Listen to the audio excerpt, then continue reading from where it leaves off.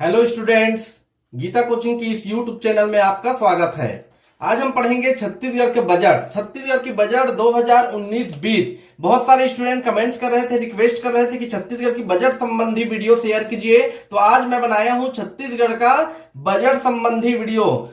छत्तीसगढ़ के बजट को 2 कक्षाओं में मैं पूरी कंप्लीट करने की कोशिश करूंगा और सारे प्रश्न कवर हो जाए, ये भी हमारी कोशिश रहेगी। छत्तीसगढ़ की बजट में सबसे पहले देखेंगे कि प्रमुख विभाग जो है वो कृषि, उद्योग, स्वास्थ्य, ग्रामीण, शिक्षा, सार्वजनिक विकास, इन पर बजट बनाई जाती है। तो आज मैं आपको बताऊंगा कि छत्तीसगढ़ के कृषि से संबंधित हम बजट के बारे में चर्चा करेंगे। कृषि से संबंधित, क्योंकि कृषि का पृथक बजट पेश किया जाता है और कृषि छत्तीसगढ़ का बहुत महत्वपूर्ण विषय है। तो छत्तीसगढ़ में सबसे पहले बजट के बारे में बता दूं, एक इंट्रोडक्शन हम लोग चर्चा करते हैं। संवैधानिक दृष्टि से छत्तीसगढ़ के बजट के बारे में संविधान में बजट शब्द का उल्लेख कहीं पर भी नहीं है। संविधान में बजट को वार्षिक वित्तीय विवरण कहा जाता है और बजट जो है वो धन विधेयक है कि सामान्य विधेयक है, अगर आता है तो बजट एक विनियोग विधेयक है। राज्य के संचित निधि से राशि निकालने का प्रावधान बजट में किया जाता है। हमारा निधि आकस्मिक निधि, लोक लेखा नीति और संचित निधि होता है, तो बजट के माध्यम से राज्य के संचित निधि से राशि निकाली जाती है। भारतीय संविधान के अनुच्छेद 114 के तहत राज्यों में संचित निधि और अनुच्छेद 266 में देश के संचित निधि के बारे में उल्लेख है और भारतीय संविधान के अनुच्छेद 112 में बजट के बारे में वर्णन किया गया है।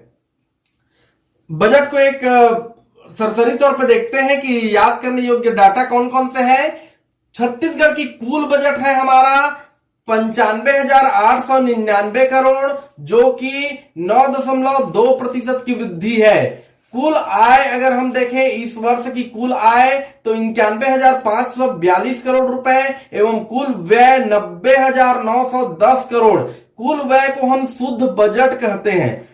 राजकोषीय घाटा, कुल आय और कुल व्यय के बीच में अंतर, तो राजकोषीय घाटा है 10,881 करोड़ रुपया, जो कि जीडीपी का 2.99% है। हमारे छत्तीसगढ़ राज्य का GSDP, gross state domestic product, राज्य सकल घरेलू उत्पाद अर्थात आर्थिक विकास दर 6.08% अनुमानित है। इसी तरह देश का अगर हम बात करें तो देश का आर्थिक विकास दर 7.2% अनुमानित है। कुल बजट, कुल जीडीपी में कृषि का योगदान 3.99%, उद्योग का 5.4%, सेवा का 6.9% राज्यों में है। अगर हम देश में बात करें तो कुल जीडीपी का उद्योग में 7.8% और सेवा में 7.3% है। अगर राशि में बात करें छत्तीसगढ़ के कुल राज्य सकल घरेलू उत्पाद कितना है तो 2,84,194 करोड़ रुपया है, जो कि बढ़कर 3,11,660 करोड़ रुपया हो गया है। अर्थात वर्तमान में छत्तीसगढ़ का राज्य सकल घरेलू राशि कितना है 3,11,660 करोड़ और पिछले साल कितना था 2,84,194 करोड़ रुपया। प्रति व्यक्ति आय हम राज्य का देखें तो 96,887 रुपए है, जो कि 89,813 रुपए से बढ़कर 96,887 रुपए हुआ है। प्रतिशत की दृष्टि से देखें तो 7.87% प्रति व्यक्ति आय में वृद्धि हुई है। देश की प्रति व्यक्ति आय के बारे में अगर चर्चा करते हैं तो 1,25,397 रुपए प्रति व्यक्ति आय हमारे देश का है। राजस्व व्यय, कुल आय हमारा है और कुल व्यय, तो कुल व्यय में से राजस्व व्यय अगर हम देखें तो 78,595 रुपया अर्थात 86.7% है। पूंजीगत व्यय अगर हम देखें तो 12,110 करोड़ रुपया अर्थात कुल व्यय का 13.3% हम पूंजीगत व्यय में खर्च करने का अनुमान है। इसी तरह अगर हम देखें अनुसूचित जनजाति के लिए खर्च 32% व्यय किया जाएगा, अनुसूचित जाति के लिए 11% व्यय किया जाएगा, सामाजिक क्षेत्रों में व्यय 36% किया जाएगा, सामाजिक क्षेत्र में शिक्षा, महिला बाल विकास ये सब आते हैं। आर्थिक क्षेत्र में अगर हम व्यय देखेंगे तो 44% है, जिसमें कि लोक निर्माण विभाग, सिंचाई विभाग, खाद्य पेयजल, स्वच्छता ये सब आते हैं। अगर आप ये सब परसेंट को जोड़ेंगे तब तो 100 से अधिक हो जाएगा, तो उसको ऐड नहीं करना है। ये राजस्व व्यय में से अलग अलग प्रकार का व्यय का प्रतिशत है। मनरेगा के लिए छत्तीसगढ़ राज्य ने 60,000 करोड़ राशि निर्धारित किया है। उसी प्रकार केंद्र ने 1542 करोड़ रुपया मनरेगा के लिए राशि स्वीकृत किया है। छत्तीसगढ़ के बजट में अब हम पढ़ते हैं कृषि बजट को आज मैं आपके सामने डील करूंगा कि कृषि बजट से संबंधित कितने महत्वपूर्ण बातें आ सकते हैं। तो सबसे पहले हम लोग पढ़ेंगे कि छत्तीसगढ़ की बजट पेश करते समय किन बातों को हाईलाइट किया गया है। छत्तीसगढ़ के 4 चिन्हारी नरवा, घुरवा, गरुआ, बारी। नरवा जल स्रोत, घुरवा कंपोस्ट खाद, गरुआ 3 एकड़ भूमि को संरक्षित कर पशुओं के लिए प्लेटफॉर्म बनाना, बारी फल फूल सब्जियों के लिए सुरक्षित करना।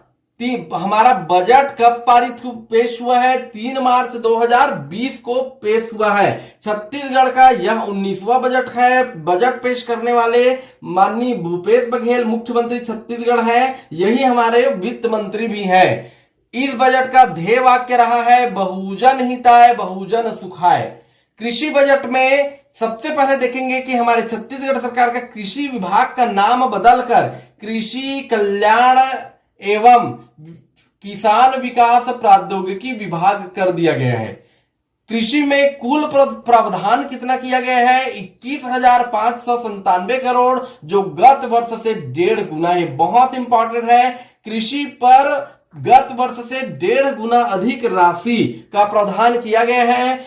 21,597 करोड़ में से डेयरी हेतु 15 करोड़ 12 लाख रुपए निर्धारित किया गया है। ऋण माफी सबसे चर्चित टॉपिक रहा है हमारा। ये ऋण माफी 20 लाख किसान इससे लाभान्वित हुए हैं। और ब्याज मुक्त अल्पकालीन ऋण, आपको पता है 0% में ऋण देती है किसानों को। 184 करोड़ रुपया इसके लिए स्वीकृत किया गया है। 207 करोड़ सिंचाई कर माफ कर दिया गया है। सिंचाई कर जो लगान होता है सिंचाई के लिए, उसके लिए 207 करोड़ का सिंचाई कर माफ कर दिया गया है। धान खरीदी इस वर्ष 85 लाख टन धान खरीदने का लक्ष्य निर्धारित किया गया है। 2500 रुपए प्रति क्विंटल धान, 2500 रुपए प्रति क्विंटल की रेट से धान खरीदने का लक्ष्य निर्धारित किया गया है।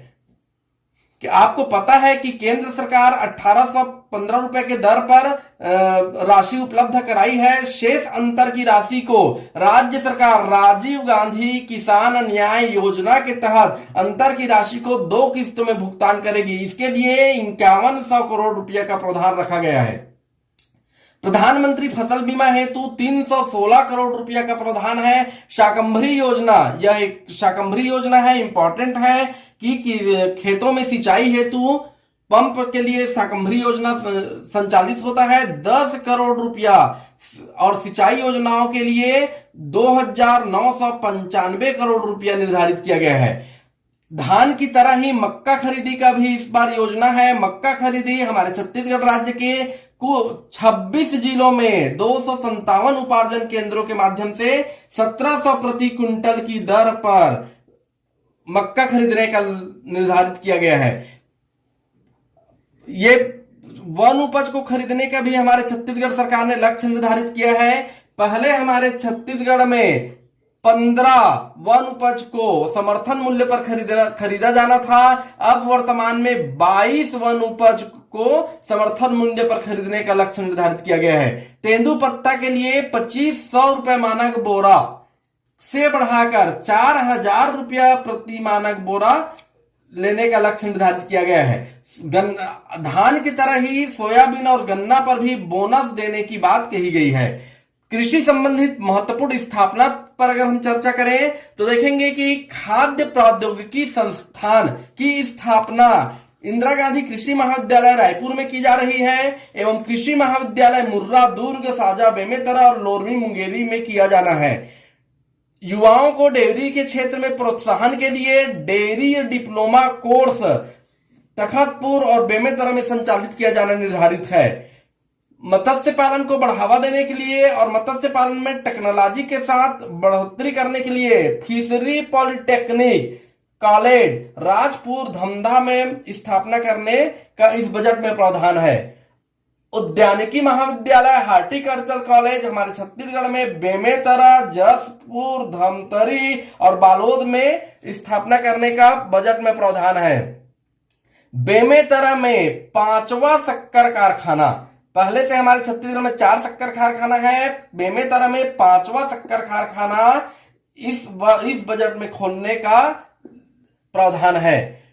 वन्य पशु जनहानि होने पर वन्य जीवों को वन विभाग द्वारा जंगलों में रखने का दायित्व है, लेकिन कोई वन्य प्राणी अगर आबादी क्षेत्र में आ जाते हैं और जनहानि मतलब व्यक्ति की मृत्यु हो जाने पर उन्हें 6 लाख रुपए सहायता राशि देने का प्रावधान है। यह पूर्व में 4 लाख रुपए था। यदि वन्य जीव प्राणी के द्वारा कोई व्यक्ति विकलांग हो जाता है तो 2 लाख रुपए दिए जाने का प्रावधान है। कोंडागांव में चावल वितरण के लिए आयरन और पोटेशियम युक्त चावल कोंडागांव छत्तीसगढ़ में कोंडागांव जिला में वितरण करने का प्रावधान है। इसे पायलट परियोजना, बहुत इंपॉर्टेंट है ये पायलट परियोजना, आयरन और पोटेशियम युक्त चावल छत्तीसगढ़ के कोंडागांव जिलों में निःशुल्क वितरण किया जा रहा है। इस योजना का नाम है पायलट परियोजना और इस चावल का नाम है फोर्टिफाइड चावल। तो बहुत बहुत धन्यवाद स्टूडेंट्स। आप लोग अगर हमारे इस चैनल को सब्सक्राइब नहीं किए हैं, लाइक नहीं किए हैं तो सब्सक्राइब कीजिए, लाइक कीजिए, जिससे हमारे बनने वाले वीडियो आपको सही समय पे मिल सके। धन्यवाद।